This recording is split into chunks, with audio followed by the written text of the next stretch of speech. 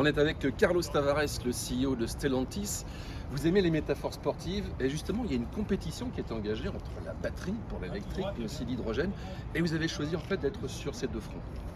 Oui, Stellantis est une entreprise globale, comme chacun sait. Nous opérons sur tous les continents du monde, notamment dans les véhicules utilitaires, puisque nous sommes dans la course pour être le leader mondial de véhicules utilitaires et de pick-up.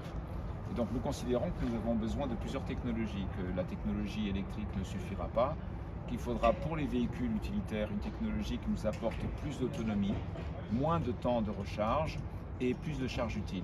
Aujourd'hui, la technologie hydrogène répond à ces demandes-là, et c'est la raison pour laquelle nous sommes à la fois un actionnaire heureux de Symbio et un client de Symbio pour développer à la vitesse nécessaire cette technologie.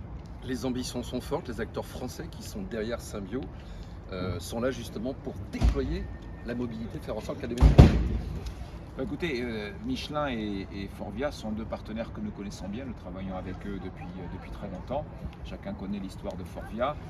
Michelin a été précurseur, on nous a dit ce matin que ça fait 40 ans qu'ils travaillent sur le sujet. Déjà Côté Stellantis, nous y travaillons depuis 9 ans, c'est un peu moins, mais nous commercialisons déjà des véhicules à hydrogène comme ce Peugeot Expert qui est ici avec nous.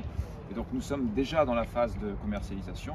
L'année prochaine, nous allons industrialiser à plus forte cadence ce même véhicule dans l'usine d'Ordin, dans le nord de la France, à hauteur de 5000 véhicules par an. Et dans quelques années, nous comptons introduire cette technologie dans nos pick-up de la marque Ram aux États-Unis. Et là, c'est un véritable tournant. Si nous réussissons à percer sur ce marché, ça nous ouvrira des perspectives commerciales absolument incroyables. Une nouvelle chaîne existe donc, GITV, pour parler d'hydrogène. C'est important pour vous, un canal pour faire preuve de pédagogie, mieux expliquer cette technologie?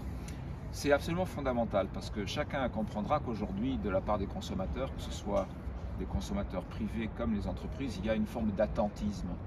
Cet attentisme naît de la confusion qui a été créée par l'ensemble des acteurs sur les réglementations, sur ce qui est du niveau du lobbying ou de l'intoxication intellectuelle par rapport à ce qui est la vérité scientifique des sujets.